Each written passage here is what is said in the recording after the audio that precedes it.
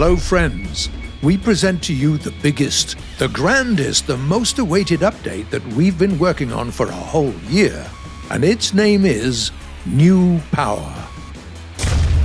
This update brings a new hangar, much prettier with more detail and featuring different locations for each type of vehicle. All your active machines will be exhibited around the hangar with a real crew of mechanics servicing them. An updated interface, new gamepad controls, and a battle pass that will give you an opportunity to get the legendary T-10A, a new modification of the last heavy Soviet tank in production. That's it for today. As always, you can find the full changelog on our... What? That's just the first page? How many pages do we have here? Make yourselves comfortable. We've got lots to see. For instance, have a look at this. A new engine. Oh yeah, the next generation graphics engine, Dagger 6.0, with a new sky modeling system, Das Sky 2.0, brings realistic clouds, volumetric fog, new effects for shots, hits, explosions, smoke, and rocket launchers. Aircraft wings bend under heavy loads now. Vehicles shake on uneven surfaces. There's wing flutter, as well as an impressive damage model and 3D hull breaches. The neural network based on DLSS technology will give the graphics amazing sharpness and FPS. Dogfights have never looked this epic before. Since we started with aviation, let's check out the new vehicles, and they come aplenty. Hold on to something. Several countries will get the long-awaited vertical takeoff and landing aircraft. First of all, it's the legendary British Harriers, the GR.1 and the GR.3, as well as their closest American relatives, the AV-8A and the AV-8C combat aircraft. Their impressive suspended armament will strike fear into enemy tankers, and thrust vectoring nozzles will add maneuverability in dogfights. Now, the Soviet tech tree receives its own contestants, the Yak-38 and the Yak-38M carrier-based strike aircraft. They too have an amazing choice of suspended armament. Just take a look at this beauty, the Kha-23M. Air-to-surface missile, first of its class in the Soviet military.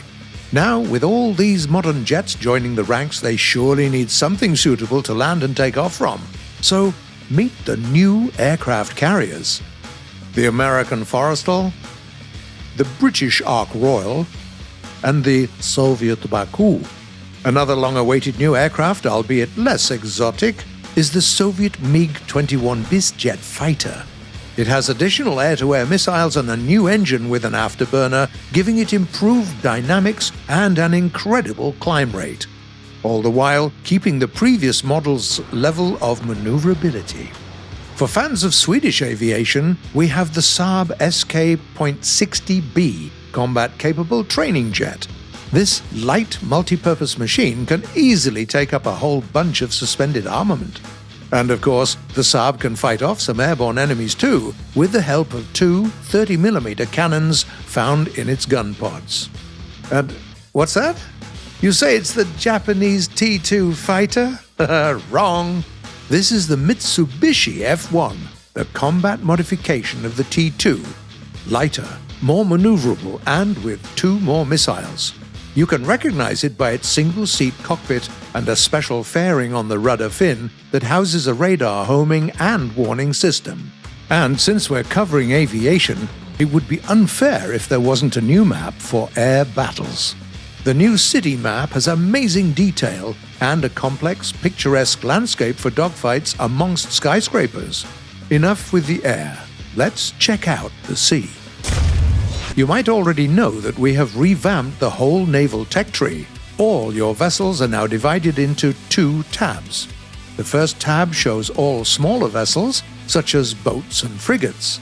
The second tab shows all the big boys, the destroyers, the cruisers, as well as battleships.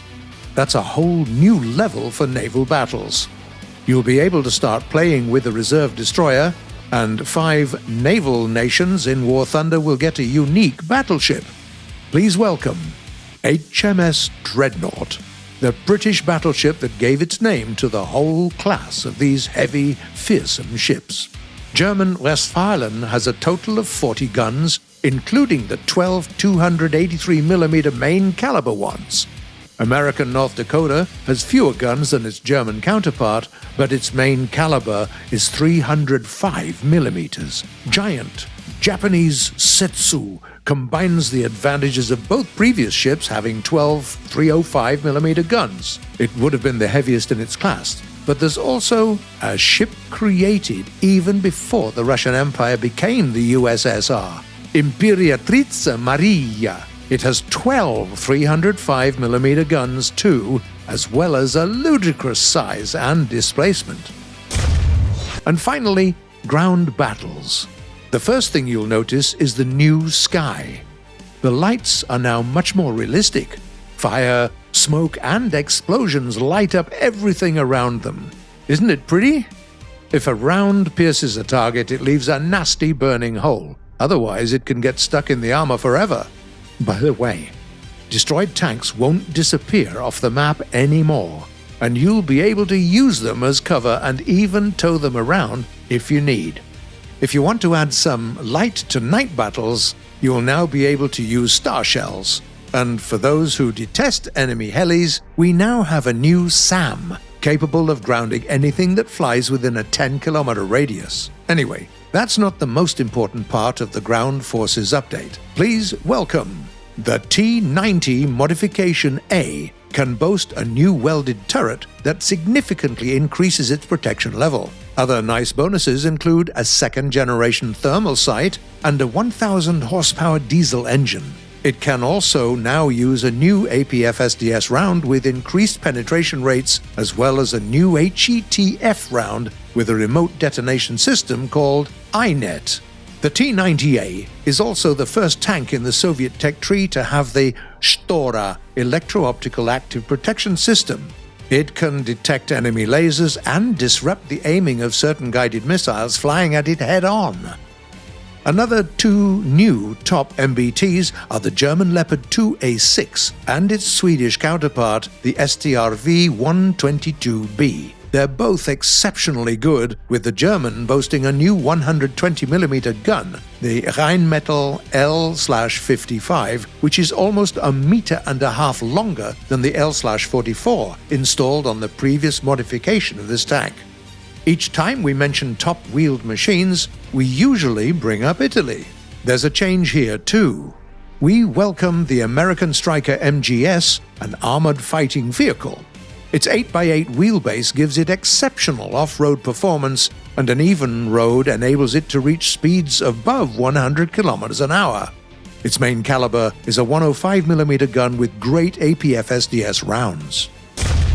Finally, after all these nice additions, you might wonder what kind of beefy PC you'll need to run the new War Thunder?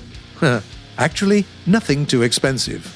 We've spent a great deal of effort on optimization so that the new graphics are still available to most players. You'll see it for yourself soon enough. As usual, the update will become available on all platforms at the same time, including the brand new next-gen consoles.